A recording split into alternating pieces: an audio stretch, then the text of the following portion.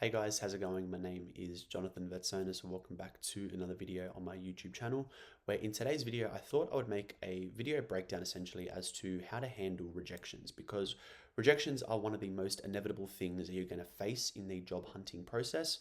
And obviously it can be quite demoralizing, especially if the search has been going on for a couple of months or a very extensive period and you just keep getting more and more rejections. It's a lot easier to take it more personal and obviously be a lot more upset by it and whatnot. So I thought in this video I would talk about, from a recruiter's point of view, if I was to go in for a job interview and I got rejected, how I would handle it, but also talk about the advice that I give practically to my own students and candidates that I work with during a job process. So to start off, and this is the most simple thing ever, don't take it personally. Okay, as somebody myself, obviously working in recruitment and being on the phone a lot, cold calling candidates and things along these lines as well, I've learned quite quickly that rejection is never personal. And I think if you ask any business owner, any salesman, any person in that type of work or that type of market in the world, rejection is never personal. And I think that's the biggest advice that I always want to give to job seekers, because it's very easy to put together a fantastically put resume,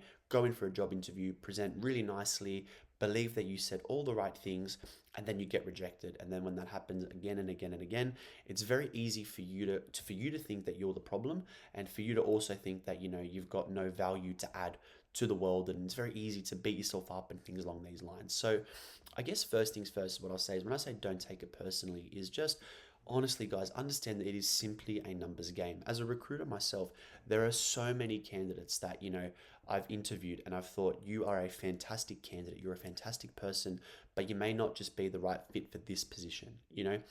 There could be other things out of your control that you just don't know what's going on behind the scenes. Like, the actual interview could have gone well, and then you may have been presented to the business by the recruiter, but then they may have found a better candidate externally, or they may have interviewed another candidate who just had like an extra year's experience, or he may have just said another sentence better. Like, you just don't know what it is, guys. Like, the smallest of margins can really be the difference. And that's why I really think you can't beat yourself up about a rejection, because at the end of the day, it's out of your control. If you've gone into that interview and you've done your absolute best, there's nothing more that you can do. You know what I mean? That's just a part of life. You know what I mean? Some of your favorite athletes will put together the best performance of their life and still lose. It doesn't mean that they're a bad person. It doesn't mean that they suck in general. It just means that it just wasn't meant to be for that day. You know what I mean? And that's just why you can't take it personally, guys. You just have to understand that there's external things that are out of your control. And I think what's so important is just to count the experience and count, the positives from the situation and build on that logically. You know what I mean? Don't get too emotionally stuck into it. You know what I mean? So that's probably the biggest tip I would say. It's definitely the most generic. I think you'll find everybody says that, but it's something that needs to be reminded, because even if you've been searching for a job for 2 years, okay, more than likely it's your approach that's not working rather than you. So yeah, just make sure, guys, when you're getting those rejections, do not take it on a personal level, because at the end of the day, guys, for you to even get to the interview stage, you've already done better than, like, say 80% of your competition. So yeah, that's probably the biggest piece of advice I would give. Now, number two is make sure to actually ask questions. So the amount of people that get rejected from a job, and this really like stuns me, because I used to be in this same boat, but once I started seeing it from a different lens, it blows my mind that people don't do it as well. So asking questions when you get rejected is probably the most valuable thing that you can do. And I'll explain why, for two reasons. All right. So one, when you get rejected, the amount of people who just see the rejection email or they get the call and they go, oh, okay, thanks. All right, see you later. Bye. And that's it. They just end it like that. I just think, like, why? You know what I mean? At the end of the day, guys, if you get rejected from a job, okay, there are two things you should be doing, okay? One, asking questions, and the questions you're going to be asking is, first things first, trying to understand, what you did right and what are some areas that you can improve on. Okay, that's already the first thing that you should be doing, because once you do that, you start getting better insight as to the people that you should be impressing, what they liked about you and what they didn't like about you. Secondly, if you can ask it, try to understand, the candidates that did progress, what did they have over you? Okay, now 9 times out of 10, a recruiter as a cop out is going to say to you, oh, they had more experience or something like that. Ask them then, be like, okay, what is it about their experience that was valued more over me? And you're not saying that in like an argumentative point of view.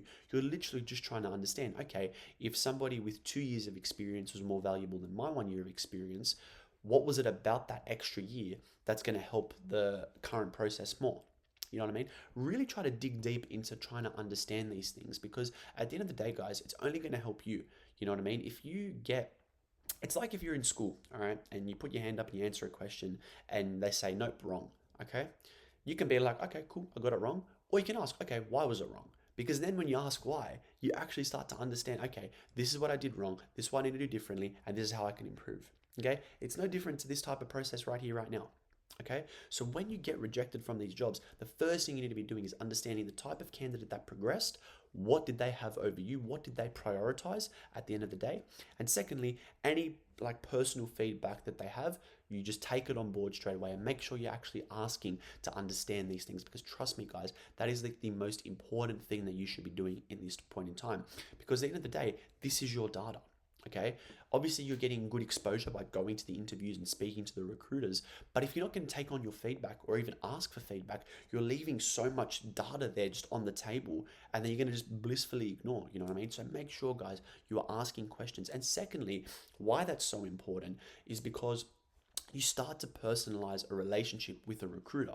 And it's going to tie into my third point, but make sure, guys, okay, when you're asking these questions, if you can get back on the phone with them, have a good conversation, that's going to be the easiest way you're going to build a relationship slowly but surely with that recruiter. Also, guys, if you can, be like to the recruiter, look, I'd love to connect with you on LinkedIn so we can keep in touch. You know what I mean? Because at the end of the day, when you get rejected, if you are a good candidate, and to be honest, even if you didn't do your best on the day, they'll probably still say to you, just to be nice, oh, we'll keep in touch and we'll keep you around for other opportunities. That's your window to then be like, okay, cool. Well, if it's okay with you, I'm gonna send you a LinkedIn request. How does that sound? Like things along these lines. So then you're genuinely keeping in touch. You're then on LinkedIn. You've got them on a network that probably 80 or 90% of other candidates do not have. Probably 95%, even 99%, I would argue. You know what I mean? So you're doing something completely different to all the other candidates, and you're keeping in touch with them past the interview. Okay, that's why you need to be asking questions too, so you can build on that relationship. And that goes into my third point, is make sure you actually keep in touch with your recruiters. Okay, I want you guys to understand that in the job hunting world, it doesn't matter if you're 18 years old trying to find your first job, or you're 55 years old going in for a CEO position. Networking is what's going to help you win. Okay, everybody says it. Everyone talks about how important networking is. This is a prime example of networking. Okay, this is where the real networking counts. It's not when you meet your dad's friend at a coffee shop one time and he tells you, oh yeah, if I know anything, I'll let you know about it. That's great, but this is already a really solid lead right here. This person that you already interviewed with, they know your background, they know how you speak, they know what you value, and what, after the interview, you're just going to ignore them? You're never going to speak to them again? Because what, you're bitter about a rejection? Come on, this is the easiest way you guys can keep in touch with somebody that can actually help you down the track. Okay, you need to understand as well, guys, it's like in sales. Like, you don't make the sale on the very first call 9 times out of 10. It usually, you build a relationship slowly but surely. You know what I mean? After maybe the fifth or sixth call or fifth or sixth meeting, you eventually sway them over. Okay, or even, say in recruitment, and you're trying to cold call the candidate, but you keep checking in every couple months, then they may be ready to move on and work with you for a job. Okay, it's no different to you now as a job seeker trying to network. Okay, you got to keep in touch. You build on these relationships, even if there's nothing for you right there and then. Don't see it so transactionally. Okay, see it as something that you can genuinely build on down the track, and that's how you're going to win in the long term, by keeping in touch with these people. So eventually, when the right opportunity comes through, they put you through, and then you're having that conversation. You know what I mean, with the person that matters. Okay, so make sure, guys. All right, you're keeping in touch with these recruiters, because they're your source. They're your source to the greater world of people in your industry. You know what I mean? They may directly know a job for you, or they may know somebody else who may know a job for you. And that's what matters. You know what I mean? You're keeping in touch with the people that count. So keep in touch with the recruiter, and because you never know, they could know somebody else, or they may know the opportunity themselves. So it's super important we keep in touch with them. Okay?